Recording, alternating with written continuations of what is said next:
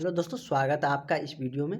हम लोग इस वीडियो में ये जानेंगे कि आपको मध्यमा का जो एग्ज़ाम होने वाला है 4 अप्रैल से, उसका कॉपी आपको कैसे लिखना है ताकि आपको अच्छे नंबर मिले और आप फर्स्ट डिवीज़न से पास करें। क्योंकि फर्स्ट डिवीज़न में भी आपको अच्छा नंबर चाहिए, क्योंकि मध्यमा के एग्ज़ाम वही देते हैं जिसे अच्छा नंबर का आशाएं होती है कि हम अधिक से अधिक नंबर लाए और आगे में नामांकन जारी रखें। तो इसी के लिए कॉपी भी लिखना मायने रखता है कि आप सही तरीके से अगर कॉपी लिखे हैं तो आपका नंबर कट नहीं होता है। जैसे 4 मार्क का पूछा गया तो आपको 4 अंक मिलेगा ही मिलेगा, अगर सही ढंग से आपने कॉपी लिखे हैं। तो वही तरीका हम बताने जा रहे हैं कि आप कैसे कॉपी लिखें ताकि आपका मार्क एक भी कटे नहीं और आप अच्छे नंबर लाए। क्योंकि बहुत सारे स्टूडेंट आके बोलते हैं एग्ज़ाम देने के बाद, जब रिज़ल्ट आ जाता है तब, कि सर मेरा नंबर कम हो गया, हमने लिखे थे अच्छा से। तो वही रीज़न होता है कि आपने कॉपी अच्छे से कवर नहीं किया, अच्छे से लिखे नहीं होंगे। आता होगा आपको लेकिन अच्छे से लिखे नहीं होंगे। तो चलिए हम लोग बढ़ते हैं कि किस तरीके से आपको कॉपी लिखना है ताकि आप फर्स्ट डिवीज़न आ जाए। और कितने भी फर्स्ट डिवीज़न होते हैं हमने आपको बता ही दिए हैं। अगर नहीं देखे हैं तो जाके वो वीडियो ज़रूर देखें। यदि आप चैनल पर पहली बार आए हैं तो सब्सक्राइब ज़रूर कर लें ताकि हम कोई भी जानकारी हो हम आप तक पहुँचाते रहें। तो चलिए हम लोग देख लेते हैं कि आपका एक क्वेश्चन से एक दो क्वेश्चन लेते हैं, उसके बाद हम आपको समझाने का ट्राई करते हैं।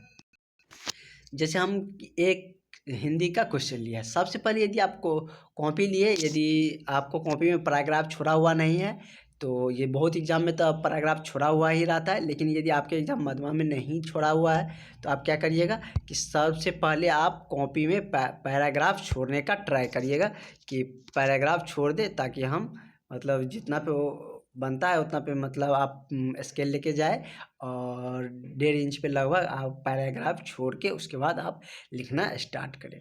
और आप क्वेश्चन कैसे लिखेंगे हिंदी में, यदि किसी भी कोई भी क्वेश्चन आए तो हम आपको, यदि क्वेश्चन आपको अच्छे ढंग से नहीं भी आता है तभी हम आपको ऐसी चीज़ बताने जा रहे हैं जिससे आपको 2 नंबर कन्फर्मली आ जाएंगे। यदि 4 नंबर का है तो आपको 2 नंबर ज़रूर मिलेगा। तो चलिए वो हम ट्रिक जानते हैं आप कैसे लिखना है ताकि आपको अच्छे नंबर मिले। तो देखते हैं, ये जैसे कि एक क्वेश्चन उठा है कि प्रेम घन के आदर्श पुरुष कौन थे। तो हिंदी का ये है जो कि स्वदेशी चैप्टर से लिया गया है। हमने आपको जब हिंदी गोदलू करा रहे थे भागवन, उसमें हमने आपको फर्स्ट वाला जो इसका पेज है वो दिखाए हुई थी और बताए भी थे, आपको याद भी करने के लिए बोले थे, सजेशन दिए थे कि आप कौन से लेखक के द्वारा कौन सा निबंध या कौन सा कविता लिखा गया है वो ध्यान में रखें, क्योंकि उससे आपको ऑब्जेक्टिव भी कवर होगा और सब्जेक्टिव भी कवर होगा। ऑब्जेक्टिव में भी डायरेक्ट पूछता है और सब्जेक्टिव में कैसे लिखना है वो हम आपको बताते हैं। जैसे कोई भी लाइन आपको लिखना है तो क्या लिखेंगे पहले कि प्रस्तुत प्रश्न, उसके बाद हम उत्तर की तरफ चलेंगे। पहले हम अपना लाइन लिख लेंगे। ये आप याद रख के माइंड में सेट करके ही ज़रूर रखें, क्योंकि आपको 2 नंबर में पूछा है तो आपको ये भी मायने रखता है कि आप कितने मतलब पैराग्राफ कितने लाइन में लिखे हैं। यदि 5 लाइन में लिखे हैं, 6 लाइन में लिखे हैं तो आपको उसी ढंग से नंबर दिया जाता है। तो आपको लाइन भी बढ़ाना होता है। वैसे तो आंसर हम इतने में कर सकते थे, लेकिन आपको मतलब क्या करना है, स्टेप भी दिखाना रहता है कि हम इतने में लिखे हैं। तो आपका कोई भी क्वेश्चन आए हिंदी को तो ये आप जरूर लिखें। प्रस्तुत प्रश्न जैसे कि प्रेम घंटी, यह किससे है कि स्वदेशी चैप्टर से लिया गया है। स्वदेशी शीर्षक कविता से संकलित है। तो यह इसके रचयिता कौन है, प्रेमघन तो लिख ही दिया है।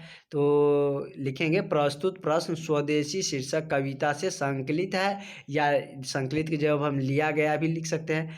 शीर्षक कविता से लिया गया है जो प्रेमघन साहब द्वारा जो जिसका रचयिता कौन है, प्रेमघन साहब है। उसके बाद हम आंसर लिखने का पैराग्राफ छोड़ के हम आंसर लिखने का प्रयास करेंगे। मेरा उत्तर प्रश्न क्या था कि प्रेमघन के आदर्श पुरुष। अब चलते हैं उत्तर की तरफ। प्रेमघन के आदर्श पुरुष भारत तेंदु हरिश्चंद्र थे। कौन थे, भारत तेंदु हरिश्चंद्र साहब। उसके मतलब प्रेमघन के नज़रों में क्या थे, एक आदर्श पुरुष थे। इससे क्या होगा कि मतलब ये मतलब शॉर्ट क्वेश्चन था। इसी तरह अगर लॉन्ग क्वेश्चन रहेगा तो उसको हम और भी बढ़ा के लिखेंगे। हम आपको ये बता रहे हैं कि आपको किस तरीके से क्वेश्चन लिखना है। साथ ही एक और क्वेश्चन देखते हैं जो कि हम सामाजिक विज्ञान से ले रहे हैं। और इसी में यदि आपको विशेषता या आवश्यकता और ये सारी चीज़ यदि आपको पूछा गया हो तो इस ढंग से आप लिखिएगा। उसको हम इसमें कवर करते हैं, इसमें बताने का ट्राई करते हैं। और आप एग्ज़ाम में बिल्कुल भी नहीं हड़बड़ाइएगा। जैसे कि आपको कोई भी क्वेश्चन आएगा तो इतना तो आप लिख ही सकते हैं। उसके बाद जो क्वेश्चन आएगा उसमें से आप क्वेश्चन के पढ़ने से ही आपको पता चल जाएगा क्या पूछ रहा है। यदि आप ये लाइन लिख दिए और क्वेश्चन का थोड़ा सा भी आइडिया है कि क्या पूछ रहा है तो हम लिख दिए तो हमको नंबर मिल ही जाएगा। तो चलिए हम लोग नेक्स्ट क्वेश्चन को एक बार एक्सप्लेन करके हम आपको बताने का प्रयास करते हैं। इसमें है कि सविनय अवज्ञा आंदोलन की उपलब्धियां बताएं। मतलब कह रहा है कि सविनय अवज्ञा आंदोलन की क्या उपलब्धियां हैं, क्या क्या क्या विशेषताएं हैं। इस तरह से यदि आपको क्वेश्चन पूछा जाए तो उसमें आप जब भी विशेषता उपलब्धियां ये सब यदि आप लिखने जाइएगा तो पॉइंट बना के लिखिएगा। जैसे हमने इसमें पॉइंट देकर लिखे हैं उसी तरह आप पॉइंट बनाने का प्रयास करिएगा। क्योंकि यदि आप पॉइंट बना के लिखिएगा ना तो एग्जामिनर का ध्यान अट्रैक्टिव होगा। उसे लगेगा कि नहीं स्टूडेंट को जानकारी है और कॉपी भी आपको सुंदर दिखेगा। इससे आपको क्या होगा कि एग्जामिनर आपको चाह के भी नंबर नहीं काट सकता है। अगर यदि 3 नंबर का है तो आपको 3 में 3 दे ही देगा, वो आपको पूरा नंबर दे देगा। साथ ही आप जब भी लिखने जाइए मतलब पेपर आप लिखना स्टार्ट करिए तो क्या करिए कि जितना आपको मतलब समय है 2.5 घंटा है तो कम नहीं होता है, तो आप ट्राई करिएगा कि हम 1-2 पेज जो लिखे ना स्टार्टिंग क्वेश्चन उसमें अच्छे से राइटिंग बना के लिखे। क्योंकि first impression is the best impression होता है। वो आपको कॉपी देखते ही समझ जाएगा कि नहीं विद्यार्थी में जान है, विद्यार्थी लिखा है। तो उस तरह से आप उतनी खूबसूरती से लिखेंगे और बहुत ज़्यादा टाइम भी नहीं देना है कि हमको आगे टाइम ही नहीं बचे। इस तरह से देना है कि हमको अच्छा भी लगे और टाइम भी बचा रहे। वो तो मैनेज करना आप सीख ही जाएगा और नहीं तो हम आपको एग्ज़ाम से पहले तो हम आपको बताएंगे ही। चलिए देख लेते हैं सविनय अवज्ञा आंदोलन की उपलब्धियां कह रहे थे। सविनय अवज्ञा आंदोलन के बारे में हम पहले लिख लेंगे। सविनय अवज्ञा आंदोलन क्या था?